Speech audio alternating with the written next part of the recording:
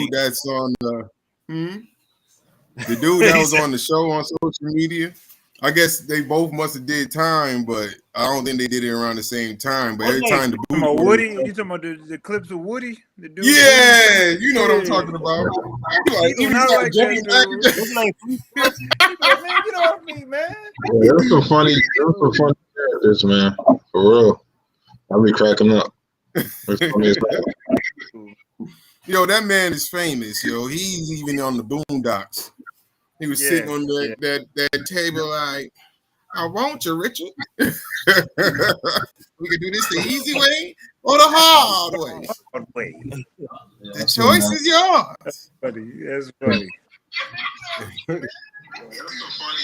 All right, Mook, introduce us, man. And action.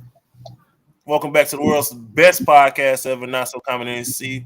I know I messed that up. I fumbled. It's these black lips I got, man. I'm ex-slave. Big ass lips. What's y'all? How y'all week been? That's how Mookie lips look.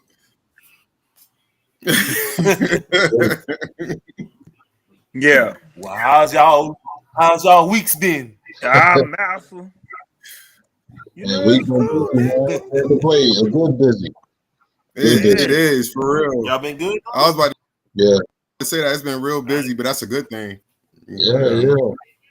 Matter of fact, I was about to mention, man. I seen your merch, man. I see you live on stream on Spring now.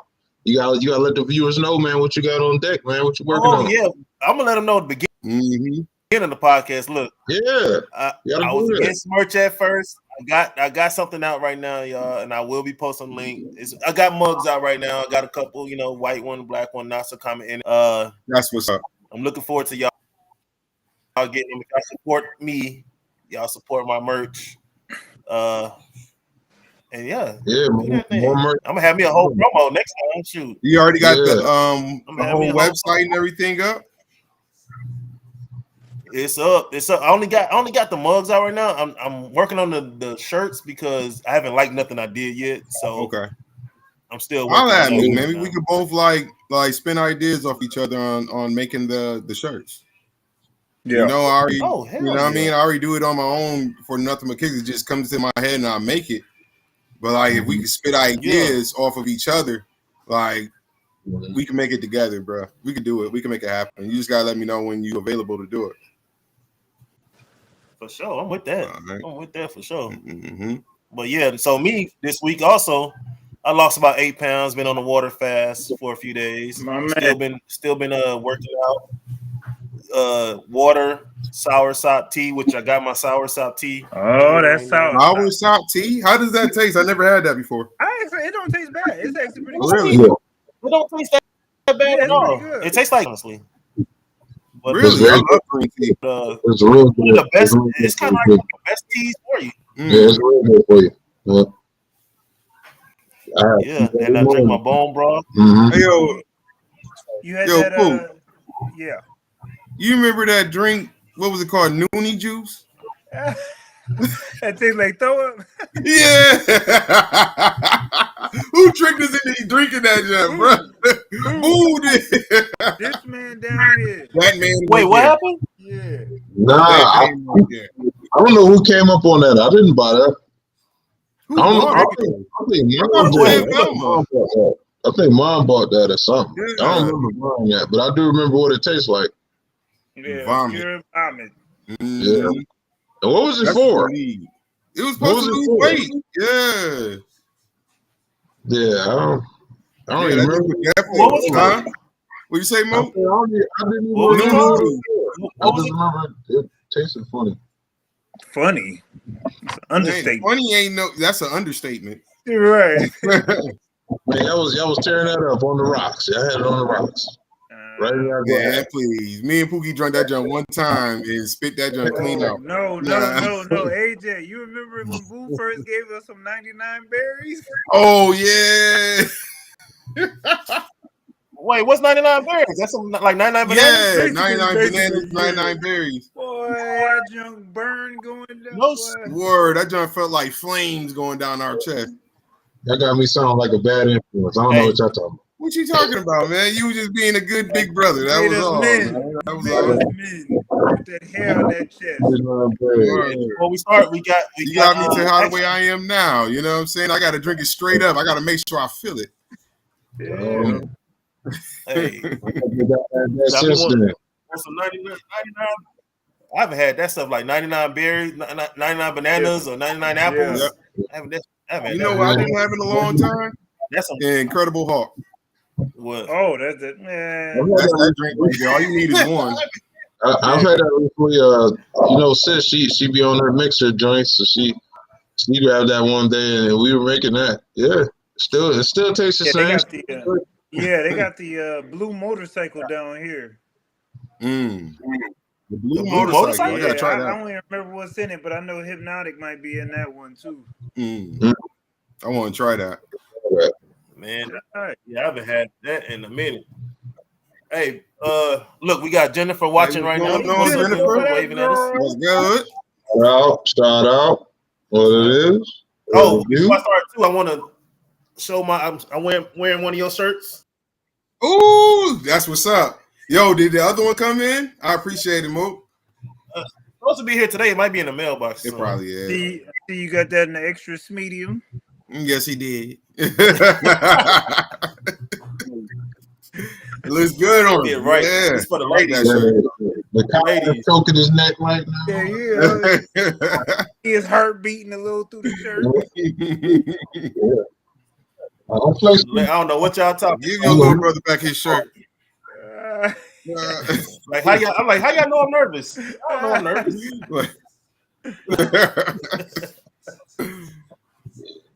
But yeah, man. Hey, so let's get into this, man. So this has been going around too. They want to put social media sites right now, like because it stems from all these kids. You know the trends that go around, and these kids get hurt, like the Tide Pod challenge or the go in a store and smash and grab. You know, they'll meet up somewhere and they'll talk about it on social media. And the next thing you know, it's going around the country.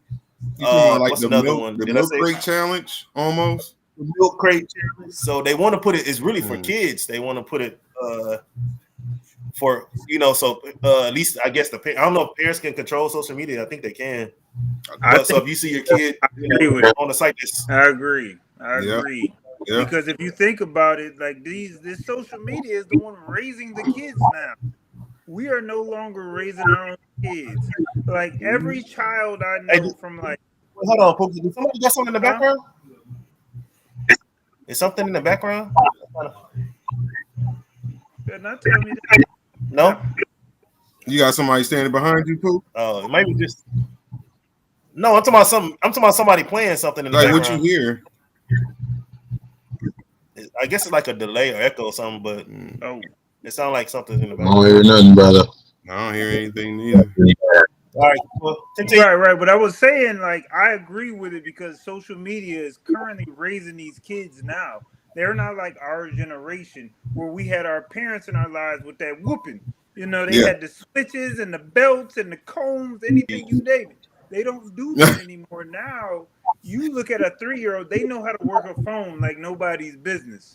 Like that's not how it needs to be. That's not who we need in that next generation taking care of us.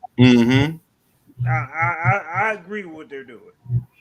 You know, just talking about that, I was talking that over with my sister, my older sister. And, you know, I was like, man, can you only imagine how everything is going to be when this generation that's growing up going to be president? Yeah. You know what I'm trying to say? Yeah. It's going to be crazy. They got to make the decisions for us, right? Exactly. Wow, yo. I mean, I get what you're saying, Pook, but I just disagree with one thing. They had, when we were growing up, they were smashing and grabbing stuff. Filming it. They didn't need. It's a different filming or not, it still happens. Yeah, it's just more. It's more broadcast now than ever. Now people just trying to be famous. You're trying to get famous now. You're trying to get internet famous. Yeah, like it's a different. We couldn't film it on our Nokia phones. That wasn't happening. Yeah. How did we know that? How did everybody know to do it though? What, off MySpace? Oh no! Before it's going on since the beginning of time. That was have word of warning, mouth. let's You say like badass kids. They had warning labels on things before, and they still.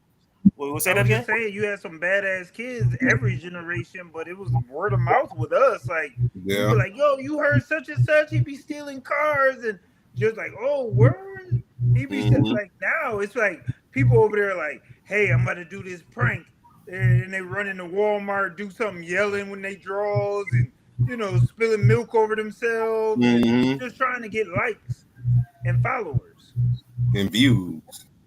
Yep, I think as we get older, as generations get older, it's been happening. We forget that things went on when we were kids too, and it's just because it happened in the first place. So it's just in a different form now. I think the warning labels are a good idea. Out of control. It was controlled with us. It wasn't a something that's the way it is now. Now it's like you can't trust any of these YNs at all. Like I'm just saying, they're different from how we were. Like ours was just kids being kids. It's different. It's no longer that. But if you think about it, I think. But if you think about it, our parents were saying the same thing about us. Man, you know what I mean? Like, what's wrong with these kids? That's my point. It was different. We were in our time. Yeah, exactly. That's what I'm saying. Like you can't forget what happened. Still happened, even though it's in a different form. It's still were people doing bad things. So, even with the old rap CDs and stuff like that, they had the warning labels on there. So you telling me it didn't mean anything? We still got the CDs. So you telling me like during our generation, we were robbing old ladies out their cars? Yes. That wasn't like we were never doing what these Kia boys was doing. As bad, I don't believe it. Yeah, you just didn't see it, but it still happened. That's why people are locked up. Broadcasted a lot more. It's just the difference is the Kia boys, they're organized. Our was more random. It wasn't an organized group of young people doing this stuff. But there were, but it wasn't broadcast. Right. But again, that's. I mean, at the same time, if you think about it, it's gang activity. Right, so, it is. But different what I'm saying, what they do is organized, huh? Right. But what I'm saying is they're making it more popular and they're getting fame from it. Those during our days wasn't getting famous. They were trying to survive. These people were trying to survive during our generation because it wasn't broadcast. But these kids today are trying to get famous because it's a thing that people like. People follow that. I'm gonna leave and come back in. That's what I'm saying. I'll be right back. What happened? Okay. What's that up again? But yeah, I agree. They are trying to be famous, but it still happened. It's got to think.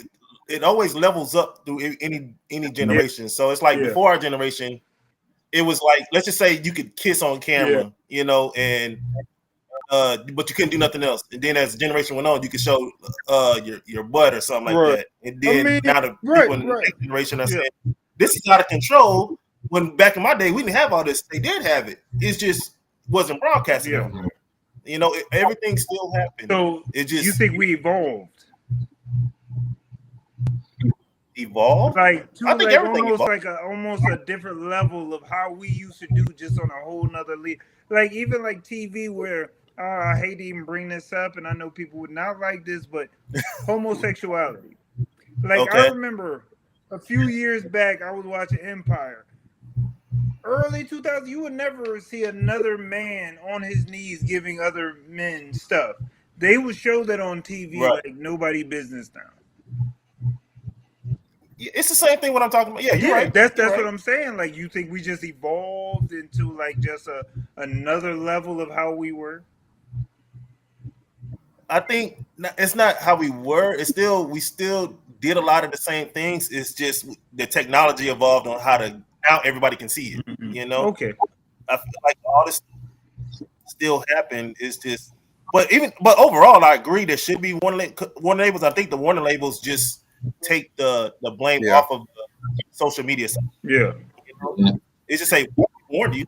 We not gonna stop it. We can't stop y'all from doing anything. But hey, you can't say we warned you. This was gonna happen. No. When you asked the question originally, I thought about it as a parent. Like you have to be there, man. Like the way I am, especially with mine, I'm in your business. I don't care how mad you are. I don't care I want to know everything you're doing, and I'm gonna ask. You're in a position to do so. You're in a position to do so. You're a business owner. You control your time. Yeah. But the average man is a 9-to-5er. Well, no. I was thinking on my. Well, what I'm saying is you still have to find a way to be involved.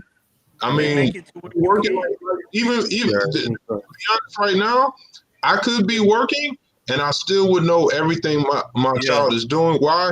Exactly. All her electronics. When you're working 2-3 jobs, no. What I'm saying is, I can look into her phone and I can see everything that she does, every app she got on, everything. Right. I can see her tracker.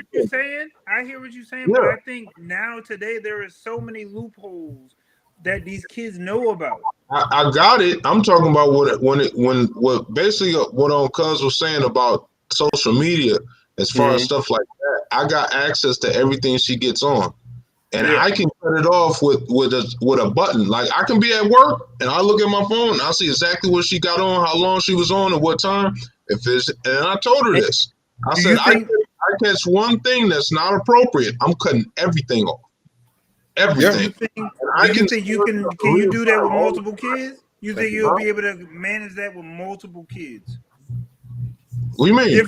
I think there are people doing it. No. If I got access to all her technology, I'm just talking about for a person that, because you have one child. You have one child that you could focus all your energy to. What about the people that got like 4 or 5 kids? That's what I'm saying. The parent got to step up, take charge. Like at the end of the day, if they're under their responsibility, especially because you think about it, if they're getting the phones, where are they getting them from? They're getting them from the parents, right? Yeah. So the second did I give you this technology, I already got access to every part of it. And if the second I see something and I got it set up to where it gets flagged too. Anyway, I got it set up. Even her computer. She got a laptop. I bought her a laptop. I can basically hack into her laptop and see everything she's ever seen, how long she was on it, and I got a time switch on it to where it cuts off. She could be on it, but as soon as it hit that time, it shuts off. So you have to. Think if you had about 4 other kids, it would be as easy? Well, if I got access to their technology, yes. Right. To all 4 other kids. Working 2 jobs. Like I understand what you're talking about, Poop, because I completely get it. You know what I'm saying? Working 2 or 3 jobs with multiple kids, it do become difficult. But it's up to you. You be too tired, but it's up to you as a father to do all that. Yeah. What I would say is you gotta lay the ground rules, and if they violate, take it. Yeah.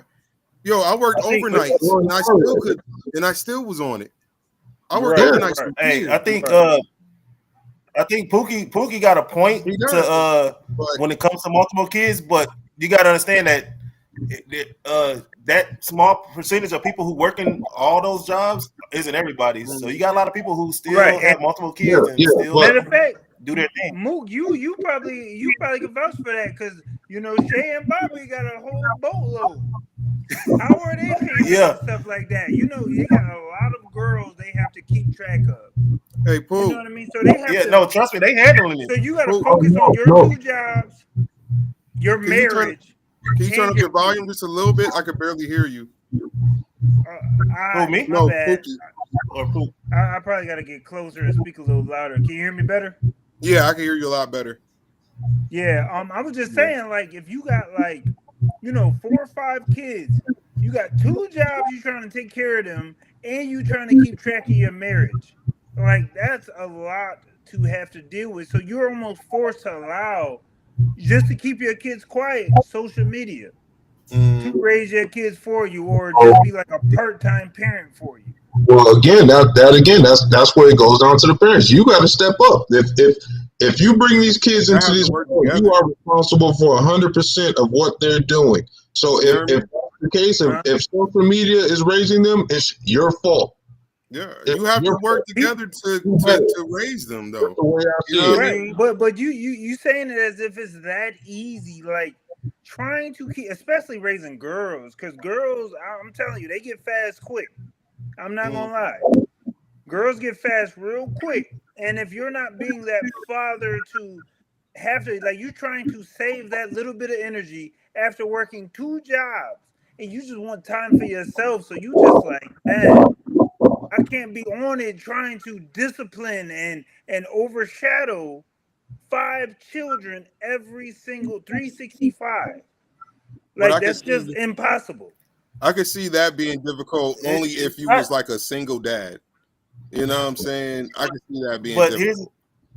But if you have, but here's the thing: difficult is not impossible. Yeah, it's not, because you could, you start to add on to your point, like I wouldn't say to totally isolate, but have it as a lesson. Teach them what's right, what's wrong, because she knows what's appropriate and what's not. So, because I let her know, if anything I see her even glance at, cut it off. Right. You know what I'm saying? And on top of that, again, I'm able to see everything she sees. I have her phone connected with mine. I have total control over what she can see and what she can't. One-on-one. That's one-on-one. That's one-on-one with a business-owning father. A business-owning father who owns his I always have access to my phone. I can see something she's seen 2 hours ago. It doesn't matter when I see it. I can see it. And that's what I'm saying. She can sneak and see whatever she wants, but I will see it. So imagine if you work at a position like Amazon, right? You know those Amazon warehouses. They don't allow phones. You gotta put your phone in the locker. And that's fine. That's fine. 12-hour shift. And that's the thing. She understands that I can see it. It doesn't matter. I can put my phone away and I won't see it for hours. But when I do see it, I cut it off. I can cut her phone off. She can't even make phone calls. That's how I got it set up. And she knows that because I've done it to her before. She knows that. She know I ain't playing. Yeah. You know what I'm saying? She can play around. But again, also, I you know what I'm saying? You have to be on them. Again, you can and I understand you're not going to stop everything. But you want to let them know and be aware of what's right and what's not. Yeah. Because again, if that is the case, it falls on you. You as the parent has to step up. You made 8, 9 kids. Guess what? You better step your ass up because you're responsible for all 8, 9 of them. That's it. Yeah. Because it's like, you know what I mean. You know what I mean. You can blame what you blame, but at the end of the day, look in the mirror. It's your fault. You know what I'm saying? It's your fault. If that's the case, if you have to literally walk, really walk behind your kids because you don't know what they're doing, all this and that, because they're sneaking around, that's something you need to. Let me ask you this. So let me ask you this: at what age do you loosen that kind of control? They have to show. To me, they have to show maturity and they have to show street smarts for me to do that. Just imagine trying to judge 5 kids that you're trying to do, and then if you even had a mixture of boys and girls, and you're trying to just manage all of that. I know you're not by yourself. I know you do recording, it works better. Yeah, but you're not doing it by yourself. But still trying to manage all of that seems very difficult. Yeah, it's going to be hard, but you signed up for it. Right. Yeah, it's all personal responsibility.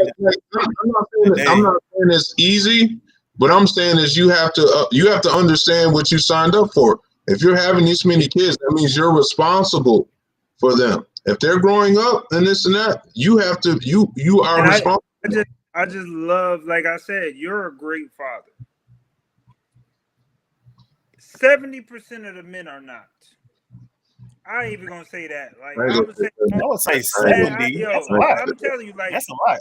I ain't gonna say these that. men out here are giving up. Like, yo, I'm telling you, like, I know a lot of good fathers. I do know there's good fathers out there, but I'm telling you, there's so many more dudes that just be like, man, I ain't doing this shit.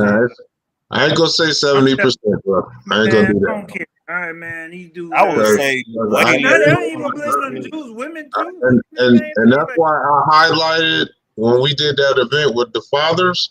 It was so many fathers there, bro. It was. Right. I'm just saying, majority of the men.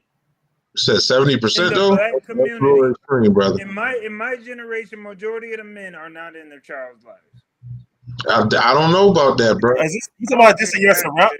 Hey, Pookie, are you saying like your surrounding people that you're around, or just people I know? Like, it's so many girls and guys that I've met, even like that's not even in my circle, just on pass by, just talking real quick. That just, I was raised by a single mother. Yeah. The only reason I wouldn't say that, don't use your own personal circle, because if I use my personal circle, the numbers swap. I know a lot of great fathers and parents that are in lives. You can't use your personal surroundings. But even on TV, how they portray stuff, like every time you have a black family or the black mother. But that's always been the narrative. That's always been the narrative, because once they started with the keep the man out the home with the welfare system and all this and that, it became a trend, and now it's the narrative to where every dude is not in a child's life, and it's like I don't agree with that. I really don't. Yeah, it ain't true at all. I think that but I think, like, you see how, like, lower income families, how they have, like, when you're on certain government benefits, they don't want the father in the home. Yeah, that's what I'm saying. I'm saying that a lot of that narrative stemmed from that, where that started, the whole welfare system. And it seems like it was systematically created to break up the family. And look where you see, even Jennifer just talking about she had 2 jobs. She's talking about she had 2 jobs. So people have to do that, like 2 jobs. 2 jobs. I got 3 jobs. Yeah. You see what she says? She says she got them jobs, but she still got her. Right. She's still watching them kids. You got to stay on it. And trust me, it's challenging when you got 2 jobs and you got to do what you got to do. True, but you got 2 kids you got to worry about. So you got to stay on their ass too. Exactly. That's just what it is. You're going to have to work double times. You're going to be hard. You're going to be working hard, but that's what you sign up for. You got kids. You are responsible until you don't have to be, which that never ends. You're grown. You're still gonna be looking after them whatever you can. But when they're in your they're in your household, and they're growing up and all that, you gotta be on their ass, man. Yeah. Because there are bad influences out there, and you do want to make them aware of that and give them the right direction to go if they come across it, because you when they're in school, you're not there. But you know what I'm saying, you tell them, hey, because my daughter, she's told me times where she's seen some kids fighting and stuff like that, which I'm like, okay. And what I'll tell her is, okay, you see stuff like that, you know what to do. Don't involve yourself in that or anything. Yeah. And if anybody give you an issue or whatever, you make sure you speak up about that. And again, I will take it home every time, like, until I'm blue in the face. She can get tired of me saying that. I don't care.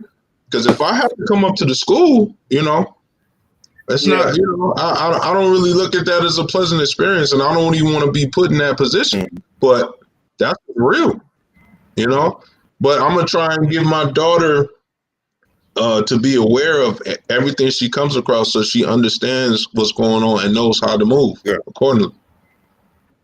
Because you can't be around them all the time, you know what I'm saying? But you want to make sure when you're not around them and they can be, get exposed to certain situations, they know what to do, because it becomes, if you're not teaching them what they need to know, and they get around this stuff, they ain't gonna know what to do, and they panicking and all this, and who knows, but I don't play that shit, man.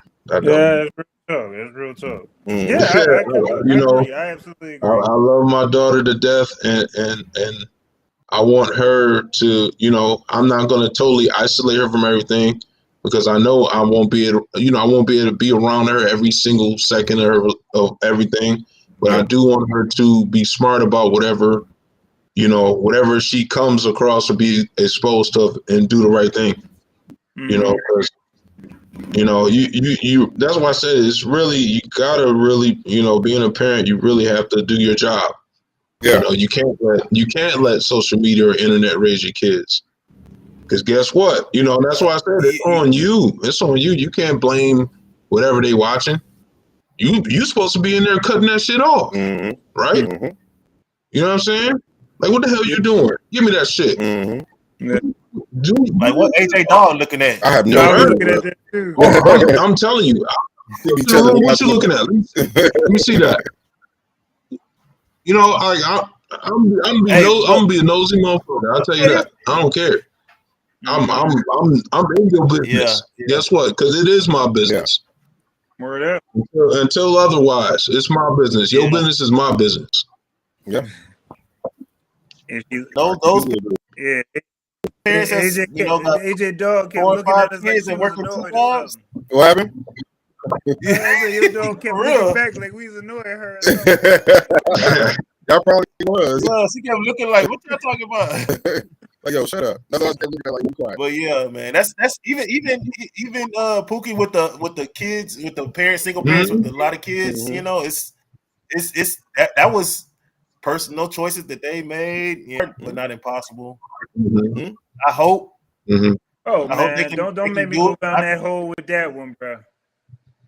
Don't make me go down the hole with that one, bro. About the personal choices, ooh, yeah. And like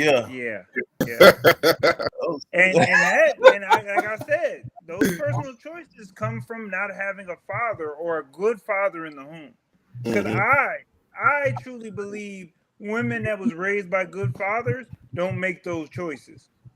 That's just what I believe. It is important for a woman to have a man that she can mimic, a good father that she can mimic for herself to choose. I feel like so many women are, don't have great relationships with their father, or they have those fathers that's in and out of the homes.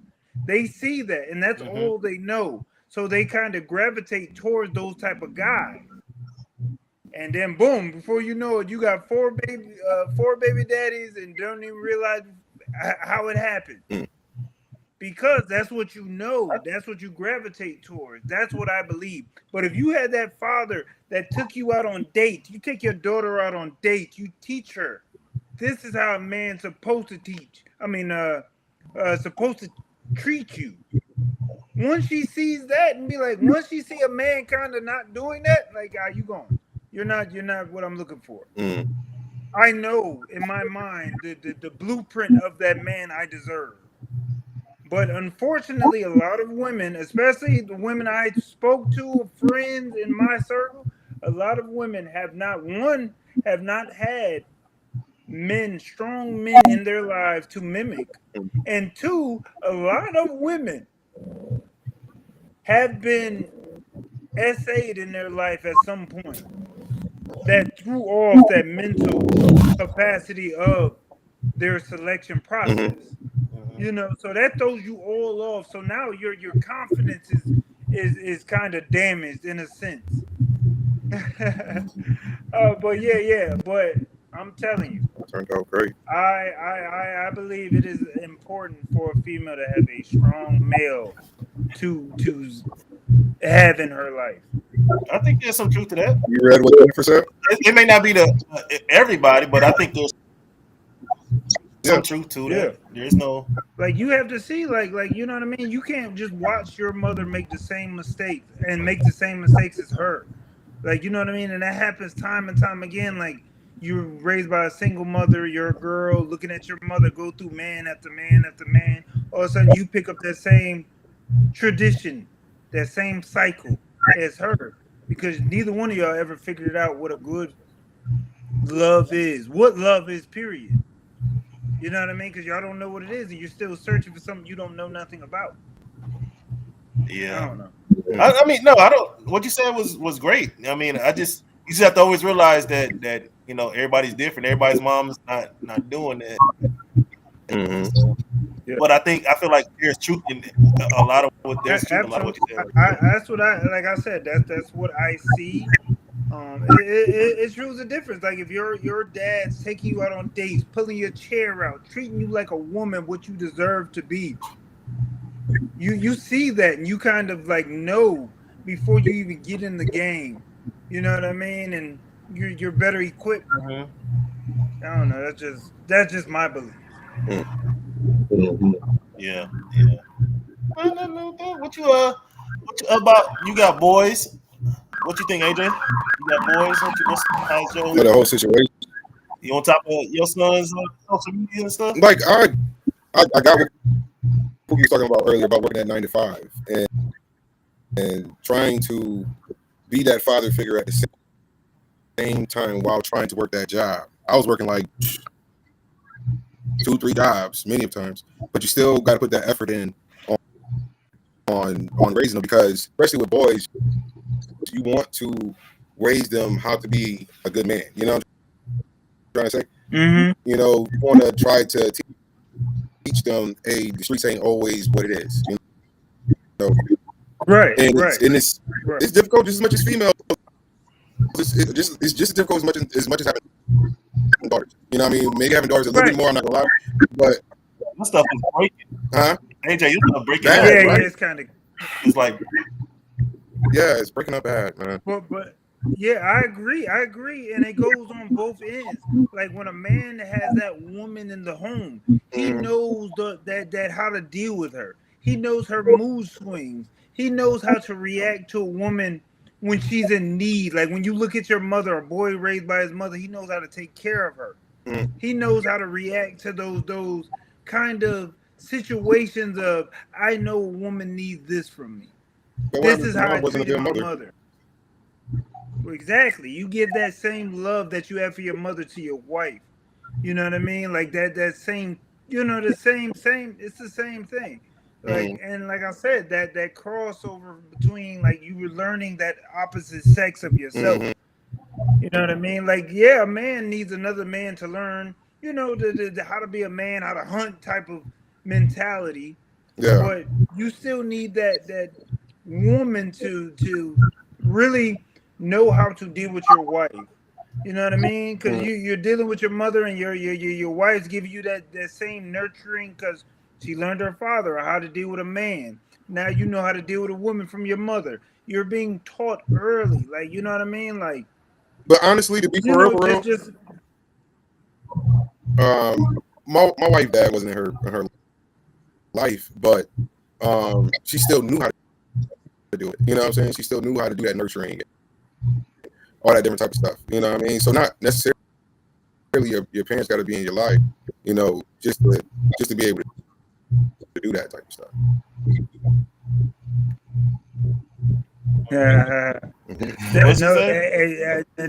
To Jennifer's question, and nobody believe in old school courting.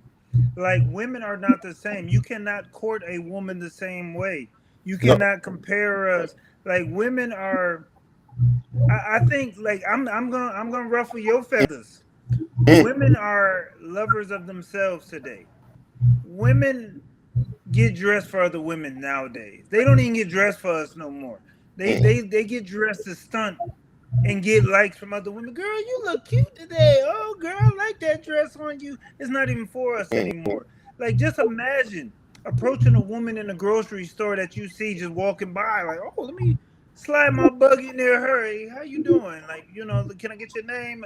And she'll look at you like you crazy. Like, I got to hit you online, get in your DM. Now. You know what's funny, Pooh?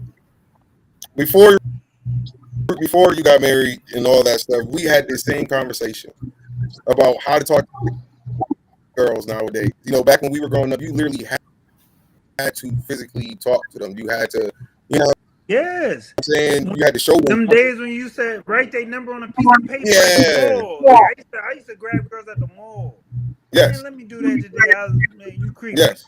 And this was before you got married. You was like, yo, what's so crazy is in a girl, like you walk up to a girl and try to talk to her, she might find you like creepy as hell, or like, yo, hit me up on my social media. Yes. Go to the gym. Numbers. Here's my Instagram. Exactly. Mook, when you go to the gym, you think you can talk to any of those girls at the gym? Man. Exactly. They be. Here's the thing. They be gym for everybody to look at them. That's it. Yeah. They be dressing like that. Then wonder why you looking. You can't support women. Mm-hmm. But here's the reality of what we don't talk about too, either as men. Like we don't talk about the real reality of things. It is very much so. Here's another part of the reality of things. The culture, I don't know what it's like in other countries, but I'm just saying, like, American culture has been, we sexualize women, we over-sexualize them. We don't, if they're singers, we don't buy them. We don't see them if they're not half naked. If they're actresses, they got to be half naked. You said we? Huh? That's something they like. They like the BBLs and the butt lifts. That's them. That's all that Megan Thee Stallion. That's not us. So what I was gonna say is the culture have, if they're on screen, if they're naked, we don't go to see them if they're not doing the real rappers and stuff like that. They're female. We don't listen to them. They go see the half naked women. So now when they start doing it on their own, now all of a sudden, you doing it on your own? Now we can't talk to you. Now y'all changing those. It's like that was the culture from the beginning. What woman you think owning anything in the media? The men are owning that stuff. That's how you get on screen. Show your body. And so when they start doing we had Lil Kim and stuff back then. Huh? I said we had Lil Kim and stuff like that back then. That's what I mean. Lil Kim didn't own shit. She don't own no record label. You better take them clothes off and rap. You remember what was it late at night? That's what I'm saying. It's like we had them doing a certain thing, certain type way, and then when they start doing it, now we flip the script. You talking about BET after that? Yeah, how they gotta always show their body on there in order to be on the TV screen. I ain't got no on the dead that's what I'm saying. So when they do it on their own now it's an issue. Now they not good women. It's like, well, this is what you want, or it's not what you want. But nobody when you think about it, it's like you can't move the goalposts. It's like you can't move the goalposts every time you have a new view about something. If you think about it, what's going on. If you think about it, when it comes to those type of women, are you looking to have fun with them, or are you looking to marry them? Yeah, you don't marry those type of women. At the end of the day, okay, I'm attracted to you. I'll have fun with you, but I'm not taking you home to be my mom. No, you're not. So when those type of girls come out there, that's just fantasy. That's just, oh man, I have a good time with her real quick. But I'm not taking her to my family. You know what I'm saying? Like, nah, we gonna just keep this here, and I might talk to you again, or I might not. See, and that's a lot of it going on. It's a hookup culture. It's not. Yeah. I support you. We're gonna get married. I'm gonna introduce you to my family. We're gonna get to know each other, and then we're gonna grow until marriage. Nah, it's like I got you for the night, and I might. You said culture. You said something, and that was the right word. That's the culture that we created. Going with the culture. Now it's like, oh man, they always want their clothes off and stuff. It's like, well, what you want? And then now it's ingrained in them. Now it's ingrained in them. I think that comes from the programming. That comes from TV, man. Yeah. We didn't see that. Of course, they always had magazines. So if the men, they got the men magazine and stuff like that. That's the closest you got. But once they put it on TV, then it started turning into something else. But it was always there. It just wasn't broadcasted. But now it's broadcasted. And then now you got these plants that's put out there, and women see these images and think that's the image that they should have. Yeah. When it's not the case, because I can even the whole plastic surgery BBL thing, like there's something wrong with you. That's it. Because the only thing is because you're doing this stuff and not really doing your homework and realizing how dangerous it is. So that's why I can't look at a girl and take her serious, because I'm like, you're really like risking your life to have a bigger booty, and whatever's in there is not real. It's not natural. Concrete. And that can. I know. what? They're still willing to take that risk for what? To get some rapper, not you. Mm-hmm. You being there looking like a creep. Oh, don't forget about the ball players. Meet that rapper, and what the rapper gonna do? Have fun with him? Then talk to the side. That's what I'm saying. Pookie had a good point. What's that? Pookie had a good point when he said that earlier. He was like, they're more looking now instead of the men because that's where those BBLs and those wrestling pants they coming from. You know, they compete with all that. We don't have all good women like views, all that stuff. We don't have all good women like Miss Jennifer over exactly. Here.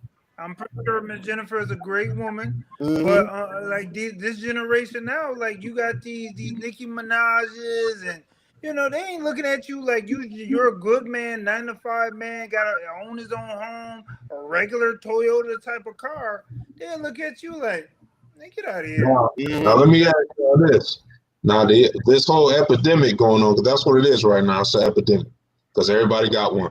Now, do y'all look at this and look at it thinking it's going to be a phase? Or y'all thinking this is going to be something that's going to be here for like 30? Like, because think about it. The women you see now, that's all the Instagram models, all the artists, everybody got a BBL. How do you think they're going to look 20 years from now? Like a deflated balloon? Right. Yeah. So it's like, you know, they get this stuff for a short thrill, for a short period of time. Because you'll probably get a solid, 10 years out of that. And that's me being generous. You get a solid 10 years expiration on that balloon. It surely is. Right. You'll get a solid 10 years out of that before something happens. It's gonna look like that booty spoiled. Raindrop. Like right. That booty snail. That's snail booty right there. Yeah, that's like remember we was in the mall? Remember we was in the mall, dude? Hey, bro, you remember was in the mall and then the one girl, it looked like her butt looked like somebody had she had two handprints back there. Permanent. Yeah, it was like somebody covered her butt up, and then they moved their hands, but the print was still there, and it was still covered in her butt. Oh, that was so funny. We seen that walk by, I just shook my head, bro. I was just like, yo, like she really thinks she look good, man. I'm just like. The most you'll get is a whole bunch of one-night stands. That's it. That's it. Man, but I wouldn't want no. But you know what it was? It was that stripper mentality that came through that was popular. Being a stripper was popular. That's what they made. Like, girl, get your money. Yeah. That's what it was all about. Like. But that's temporary. Hey, what was that movie? That's temporary. You ain't gonna go to no strip club and see no 40-year-old stripper with no big ass booty. Man. Yo, that's gonna look so crazy. And you know what? There are some there. I think there are. I haven't been in a while. I haven't been to a strip club in years. There. They still got to get money. They still got to get it. Yeah. And then I heard the things be stinking. How do you wipe your butt correctly if you got all that back there? Yeah. I think the last time I've been to a strip club. Before you know it, you got a bunch of sick caked up in the crack of your ass. Exactly. And it's sweet. At this, it was a strip club I went to in the military, bro. The chick had a gunshot wound. The chick was like real big, but she was sitting here bouncing on the stage like, what is this? What is it? I can't do it, man. Nah, man, I haven't been to a strip club. Can't get with it, man. Yeah, them women don't care no more about it. It's all about getting your money, man. But it's so dangerous. It's so that thing is so damn. I don't understand how they do it. It's so dangerous. Like it's like that thing can kill you. But you're willing to take that sacrifice for a few years of hoping to get a rapper or an athlete to do something or take you seriously, which most of the time they don't.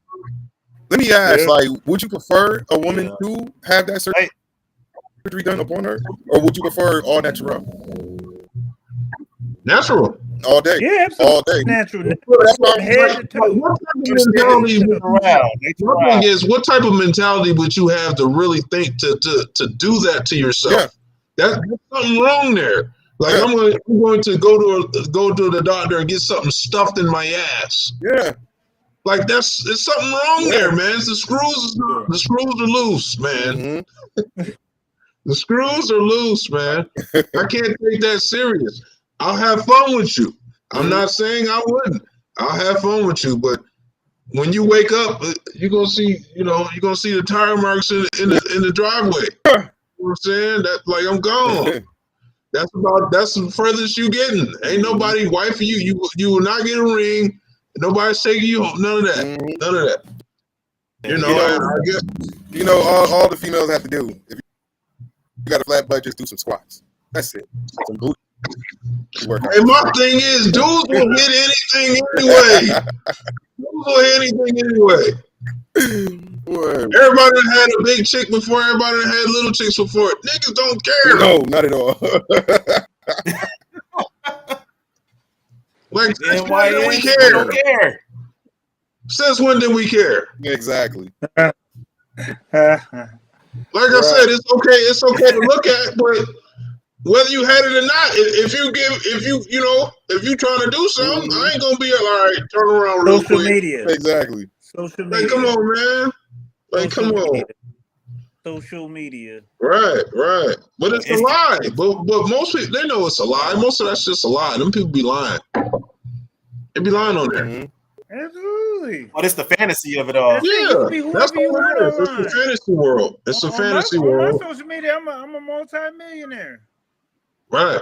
I own 3 yachts. Yeah, it's a fantasy world. It's a fantasy world, man. On my social media, I'm a Puerto Rican named Rico. That's what I'm saying. I seen that. Like the way I look at it, I think most of them chicks on there, and most of them dudes on there.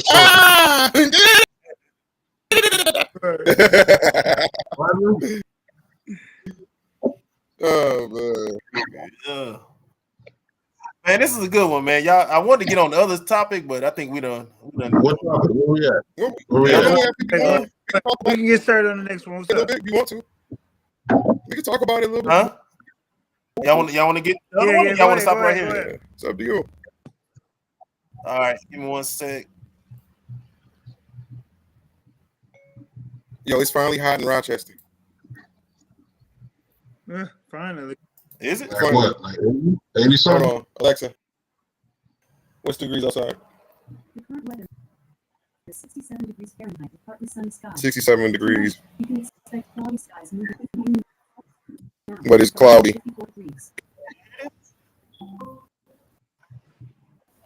Oh yeah. You start realizing the biggest cage you've ever built is the one that you built for yourself. Mm-hmm. And what we do is we decorate it by negotiating. We decorate it by using no. I'm not a slave to my habits. I'm not a slave to my impulses. Like, I just want to enjoy life. I just want to experience the depth of life. But we're just intellectualizing our addiction. So I realized I've hit that point in my life where I was like, oh, the biggest cages that I'm stuck behind are the ones that I built. And I realized, like, okay, the basic story is something on the outside needs to happen for me to feel calm and safe on the inside. That's the relationship. Mm-hmm. All of this anxiety talk is that simple idea. Something on the outside needs to happen for me to feel safe on the inside. Whether that's taking a vape, whether that's drinking alcohol, whether that's having sex, whether that's eating in front of the TV. So, did y'all get what he was talking about? Like, well, I think it sounds like, almost like certain things going on and you kind of, it's not right or it's not, it's not natural or whatever you're trying to do, and you just kind of convince yourself that it is. I think what he was talking about as far as, what are you saying? What are you saying, cuz?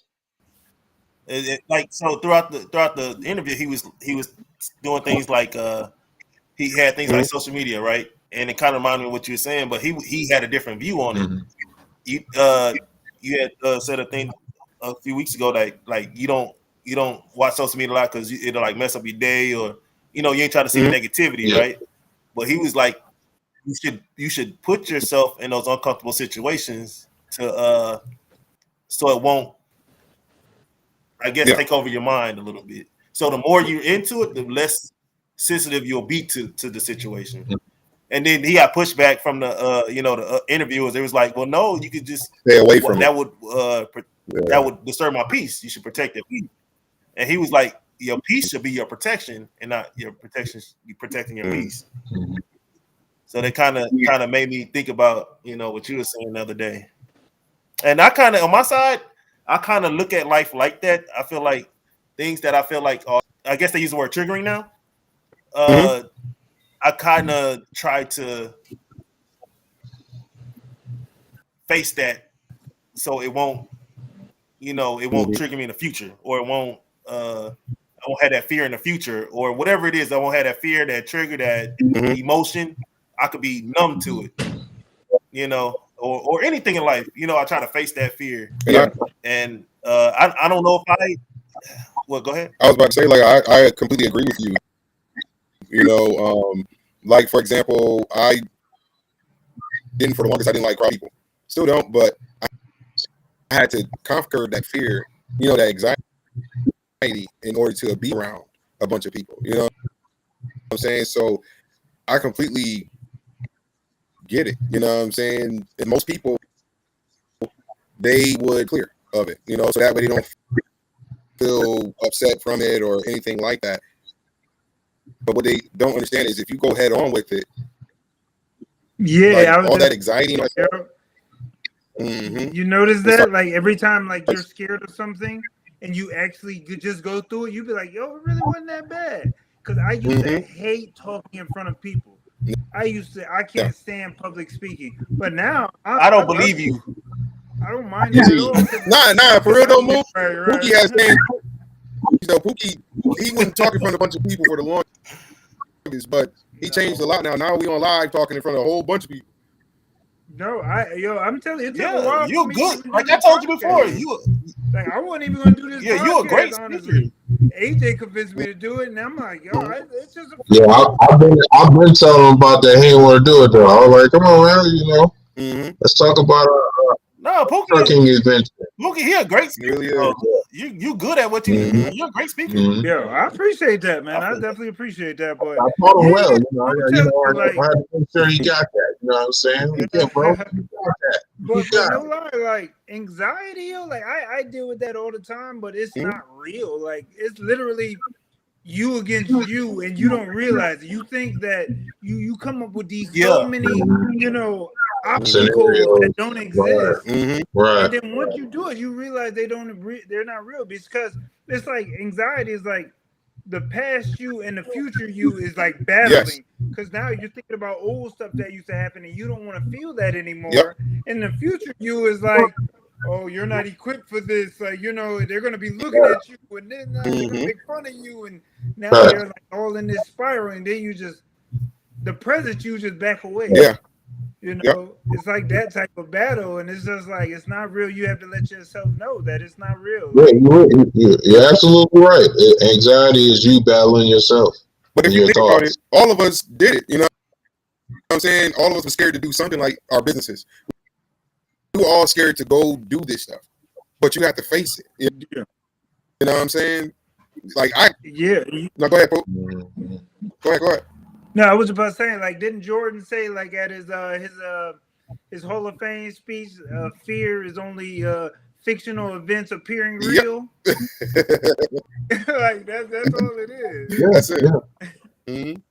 Like that's even me. I had anxiety when I first started recording. I didn't want to put myself out there, but I knew what I wanted. But it was like I knew I wanted to do this, but then it was like, oh snap, I'm on the internet right now. Exactly. But then I got more and more comfortable with talking and showing just who I am and what I think, and it's my thoughts, and being confident in what I think. Absolutely. And think about it, and not afraid to go back and do something else. And think about it, like if you would have dodged trying to be on the podcast, talking on the podcast, it wouldn't be here right now. It wouldn't be no Not So Common. You know what I'm saying? That's why it's important to face it. You gotta go head on with that stuff instead of running away from it. Oh, I don't want to do that. I don't want to be on camera. I'm not gonna lie. I'm just like Pookie. I really didn't. I don't like cameras. I don't like pictures. I don't like none of that type of stuff. But coming on here because they think you that famous actor. I'm saying bow your head. It's type jump. No. What I say is because I feel the same way. I don't feel this exactly what y'all talking about, but I think it's more comfortable when you're familiar with your surroundings. So of course we're all family, so it's a regular conversation with us. You know what I mean? Exactly. Whether we're whatever state or town we're in, it's still the same. We'll still be talking to each other the same way, so it's comfortable. So we're looking at it as a conversation, but it's technically a podcast right now, but it's a conversation. So everybody's comfortable and it's easy to talk. You know what I'm saying? You know, I get now with a stranger, I mean, I can talk, but it's a little bit different. You kind of like, well, damn, I don't know how they're going to, you know what I mean? But when you're talking to a bunch of people that you're so familiar with, you know, everybody grew up with each other. And it's not. Yeah, even like in school, like I was that way in school. Like I always knew the answer, but I hated to raise my hand just in case I didn't have the right answer. And then somebody else answered. I think a lot of kids. I just said nothing, but that's how it always was in school. Just the fear of like getting it wrong and being laughed at. You know, kind of. And like I said, just imagine where I'd have been having that confidence in myself without having that fear. You know what I mean? I'd be in a whole nother spot. But I think from what you're talking about, I think he's just saying that everybody has that. So there's really no avoiding it. It's just a matter of when you're ready to face it and do it. You know, like everybody has that. Like you said, Michael Jordan, he was talking about being afraid too, but faced it and overcame it, and you know, he the GOAT. He the GOAT. I don't care what nobody. Say Kobe. Yeah, I think a lot of things. People don't face their fears a lot today, and they dismiss a lot of things, is because I think as a culture, especially over here, we have this thing, we overly communicate this. My safe space, and I feel like in order to succeed, in order to get past stuff, you can't always be in a safe space. You know, you need that uncomfortable. In order to get stronger. You know, but you get stronger, right? Yeah, and I think the more you're in it, the more you realize that it wasn't what you thought it was. Yeah. Because prime example, when we first got the gaming bus, you know, the bus huge. You know what I'm saying? Y'all seen it? Yeah. I was so afraid to drive that, because I'm thinking of like driving the tractor trailer and all that. I never drove a vehicle that size before, so it was like, I don't know if I could drive this, man. And then one day I was like, you know what? I just grabbed the keys, got in there, started it up, and just drove. Now he's nice with it. Now I can drive it with one hand now, one finger. You know what I'm saying? But I had to do it. I was like, you know what? I'm going to do it. You know what I mean? So I just got on that bus and I just drove. Now, I've been driving ever since, you know what I mean? And it what I realized that it was never that hard to begin with. It was just me getting in my own way. You know what I'm saying? Being afraid. You know, or, you know, I don't want to hit nothing. I don't want to run into nothing. I got to be careful. I never drove nothing like this before, but once I did it was like, man, this ain't nothing. It ain't bad. Yeah. I was afraid of this the whole time. Come on. That's how. So that's the way it was when I joined the military. I became a tanker. Well, you know how scared I was, bro. Driving a monster like that. You know what I'm saying? I can imagine. If you could have seen my heart through my chest, you could have, man. My heart. You scared? I'm like, I might run somebody over, or you know, I was so scared of everything. And once you got over those 3 people you ran over, I'm probably never ran over nobody.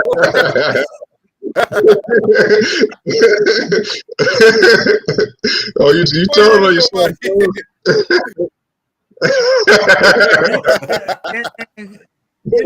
Anxiety and fear is similar, very similar, because they tie hand in hand, because it keeps you from wanting to take that leap of faith, in a sense. You know what I mean? Like that's why so many people are afraid to just do something for themselves, so they're comfortable with somebody else already laying out it for them. You know, so that's why people are so, kin to just doing a 9 to 5, because it's just simple. It's already laid out for them. But when it's time to do their own thing, and you got to start it from ground zero, people are afraid of it failing, being ridiculed, and just having to just go through that of not, being able to see it all the way through, because it takes a lot of courage and faith in yourself to go through so many months without money and trying to build it. And that anxiety plays a huge part, because you're like, oh, I'm gonna pay my bills. Oh, if it don't come, people gonna laugh, and I'm gonna lose my house, and all this stuff plays in your head. and you back off. You like, not even worth it. Let me go to my 9 to 5 and just do something that somebody else already built for me. Yeah. You see Jennifer question, Poop? Do you think it's the same? What? I think he just answered it. My bad. Yeah. Yeah. My bad, Poop. AJ was thinking about this. I think when that anxiety does to people is it kind of takes away their appreciation.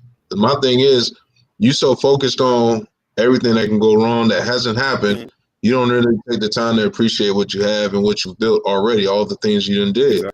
Because I think that's a lot of things. Like I try and remind myself anytime where I'm getting anxious on something, I try and just kind of take a step back and like, yo, you know what? Look what you did already. You know, and it's a good thing. And whatever you're so worried about, it hasn't even happened yet, but you fixated on it happening, it almost brings it into reality. You know what I mean? Yep. Absolutely. It is. It does. It really does. Focus on it happening. It does. And if it happens, it's like, see, I knew it was going to happen. Yeah. But the whole time, you created it in your mind, and it brought it up. It brought it up. It exists. You just have to get on that frequency. Like, people don't understand that at all. Just like Jennifer brought up, self-love is necessary. It's very necessary. When you have that confidence and love in yourself, and you are confident in yourself, you will go through that like a breeze because you know what you're capable of.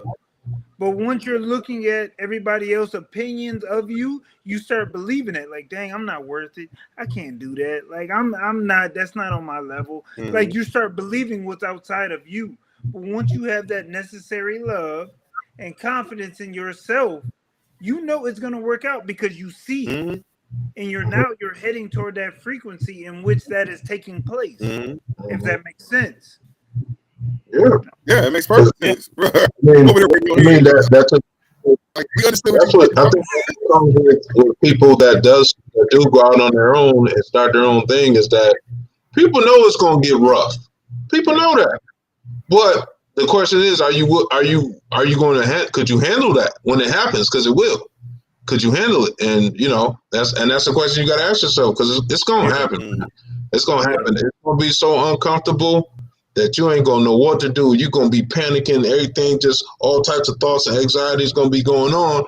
And at the same time, you already knew this was gonna happen. So now it's here. So now what you gonna do? You know?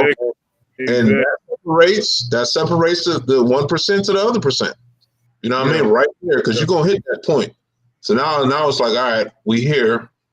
Am I gonna continue it? Am I gonna carry on, or am I gonna go back to what I know I don't want to go back to? You know what I'm saying? Once you face it and then you get through it, it's like, see, I knew it. It's literal box that exists in your reality that's purposely and strategically placed to steer you away from what you're envisioning. Like, they are there to stop your vision. People like that's already in place, and that's the test. That's the test the universe brings to you to overcome, to prepare you for that. Once you back off, you failed the test. You have to get those blocks to strengthen yourself to succeed in what it's bringing you. That's why I said, if it's a vision, it's real.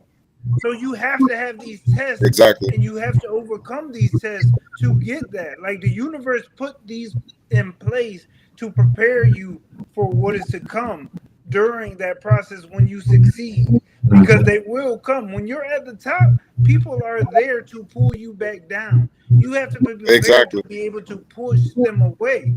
You have to be prepared. So you have to go through these things. And when you look at it and be like, I'm good. I ain't walking through that door. I already see people already doing stuff. And you turn around and just be like, I ain't going through that door. But it's necessary for you to go through those things to be prepared to be successful in what you're trying to do. It's necessary.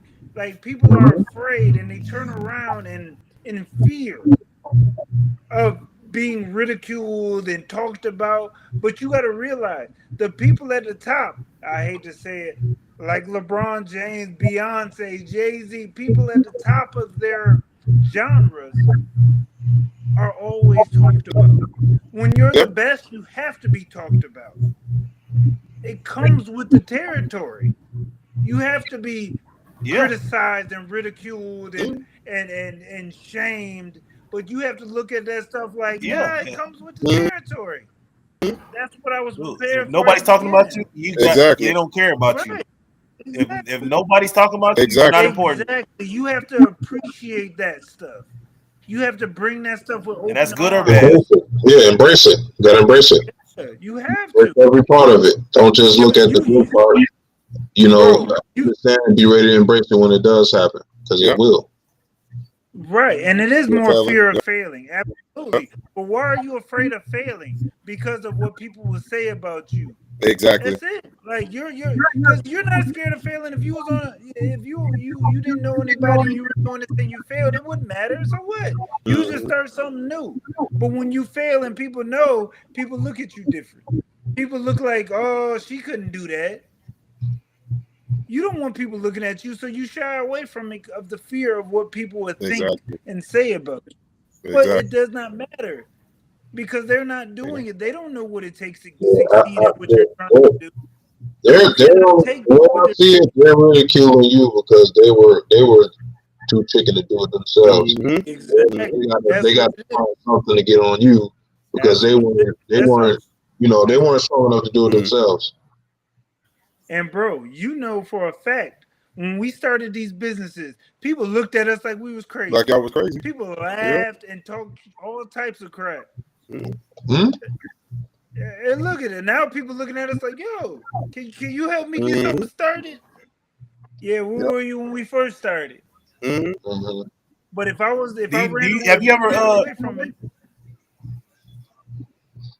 You know about the Man in the Arena? Man in the Arena. You ever read that poem, The Man in the Arena by Theodore Roosevelt? It's basically, I'm gonna give overall. It's about a man in the arena, and everybody's ridiculing him. They're talking about him, right? Like and it's talking to the only man in the arena who's you may be going through nervousness or anxiety or whatever. But don't worry about the man talking about you. Don't worry about the writer writing about you because you're the only one in the arena, and those people will never know your fails and they'll never know your games. Yeah. So don't even worry about them. Like they'll never be there. That's it. That's all they see. That's all they see. They never pay attention to the beginning and everything you went through. They only judge you by the end of what you do. So if you stop short, of course they're gonna do that. You got to give them something to really talk about. You got to see it through and don't talk about it. Stop letting people know that. Just do everything in secret. Just let them know when it's completed. Because people will only judge you by what they see at the time. Exactly. You know, like you don't tell nobody nothing. Third law of power, conceal your attention. Right. And people will always hate when you're doing something for yourself. What'd you say, Mo? Huh? I said third law of power. Third law of power, conceal your attention. Yeah. Yep. Yeah. So yeah, man, this was a good conversation, man. Y'all got anything else? Well, you know what? I wanted to answer Mook on what he was saying before about why I don't look at the negativity on social media. Well, I look at it differently. I look at it from a logical perspective because, like, even and I find myself sometimes watching videos of the Diddy case and all that. And I stop and ask myself, is this really important for me to really be taking my time out to look at this? And I ask myself that, and I'm like, no, this has nothing to do with you. You will never meet any of those people in your life, nor will they meet you, and they don't care about what the hell you're doing and trying to accomplish. So I tell myself that, and I'm like, man, let me cut this shit off. Yeah, because if you don't do that, you're going to be stuck down the rabbit hole. Right. And it's like you're trying to entertain yourself or whatever, or keep yourself busy, but a lot of you come across a lot of distractions, and it's like you really have to take some time. Like, you know what? Why am I watching this? Exactly. What the hell? Exactly. And then you got to snap yourself. I love it. Yeah, you got to snap yourself. Like sitting on social media, just looking at all the videos going down the rabbit hole or something. Yeah. I was talking to Pooey. What'd you say? Because you said I love it. Yeah. What'd you say? What'd you say, AJ? I love it. No, I love the criticism. I at first I was terrified of it, but I love the criticism. I love when people talk shit. Yeah, talk shit. I love it. Like, it doesn't. I apologize. Like my camera had went out, and the last thing I heard was I like sitting there going on the rabbit hole. Like, he was like, I love it. I love it. I was like, you like it? Yeah, that's what I heard too. Like, nah, I don't like doing that. But yeah, what you telling me is this: there's always a time and a place, situational where you face things head on. Some things are just not important to get your attention. And that makes sense. And that's the thing when we talked about our last episode about getting older, you tend to look at things a lot more logically. You don't want to waste your time. You know what I'm saying? So it's like everything that you do, anybody you talk to, everything you look at, you want to gain some value from it. And I look at anything, and again, I get caught off too. You know what I'm saying? I'll be looking at something or something funny, some funny video, cool. You get a good laugh, but it's like you get caught up, and before you know it, you watching hours and hours of bullshit. What the hell am I watching this for? This shit ain't doing nothing for me. Hey, I would say this. Like, I'm in my mid-30s now, yo. My biggest fear is being somewhere out with my wife and some dude comes and does something, disrespectful. Now I gotta fight. I'm scared somebody filming and I get knocked out or something. Now it's all over. I can't defend my wife. I gotta be like, shit, nah.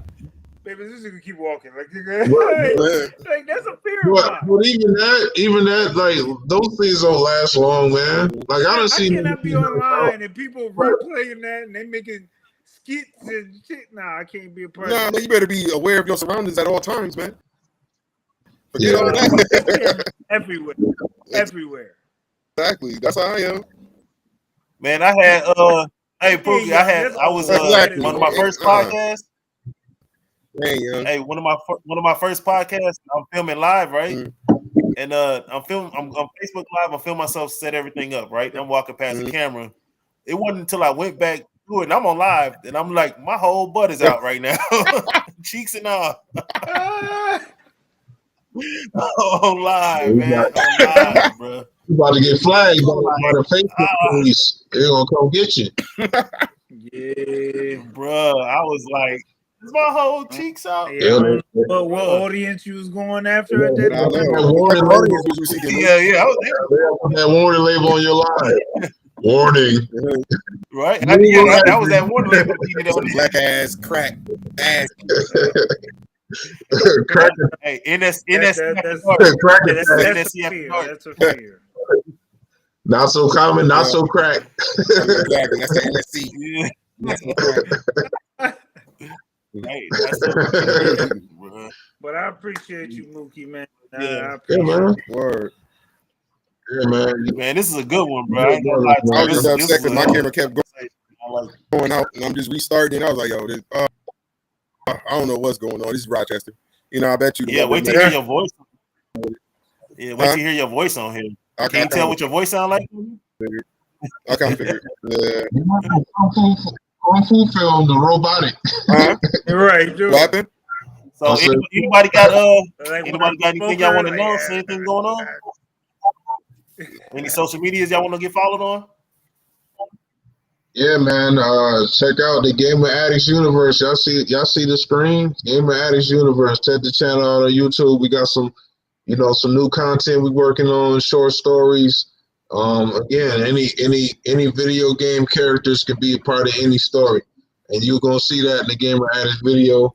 Also, the website, not the website, but the store, the online store is coming. I did shoot for the end of the month, but it could be a slight delay, but I'm still working on it. And I'll just keep everybody posted on that. But it's coming. It's coming soon, man. It's coming soon, real soon. Real talk. Yeah. We cool? Anything? Oh no, I ain't got. I'm with this. Hey, man. Oh yeah. That's it. She over here squeezing it. He's out here, man. Do big things. Man. No Ray. No Ray. You got some? You got something coming? Man, the only thing I got to announce, the sneakers is coming soon, very, very soon. And Niggas. Is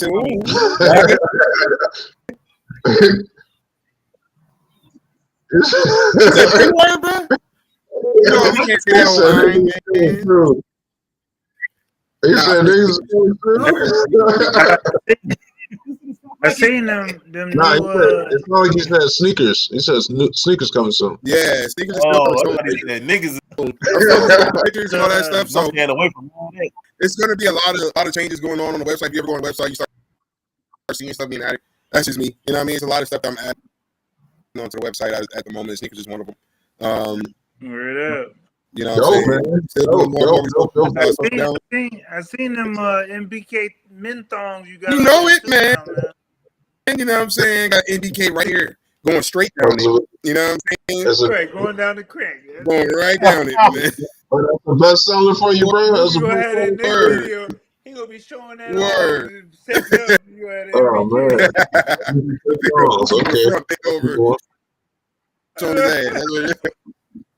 Okay. That's funny. Hey, man. AJ, we want to thank you for getting our white audience up because that dog in there, you know, when we get the dog in there, the white audience goes up. You know what I'm saying? You know, she like, what's up? Word. Got the bully in the. Yeah, this is. Huh? She just coming through to say what up. You know what I'm saying? Yeah, huh? Say no, you got our white audience. I know, bro. Got Kobe in the cut over there. I know you got Kobe in the cut. I'm bringing him in, man. Man, I'm bad. As for me, I want y'all to follow me on social medias: YouTube, Not So Common NSC, Instagram, Not So Common NSC, Clapper, Not So Common NSC. Just appreciate everybody for sticking with us. We love this stuff. You don't take it for granted. And we appreciate everybody. All our 2 views right now. Hey, y'all the real MVP. Word. Jennifer, you're the real MVP. Mm-hmm. No, we just, you know what? We just gonna say bye to Jennifer. Bye, Jennifer. Bye, Jennifer. What's going on? I don't know who else. What's up, girl? You the one that's commenting. Salute. Jennifer, thank you. Peace, man. Yes.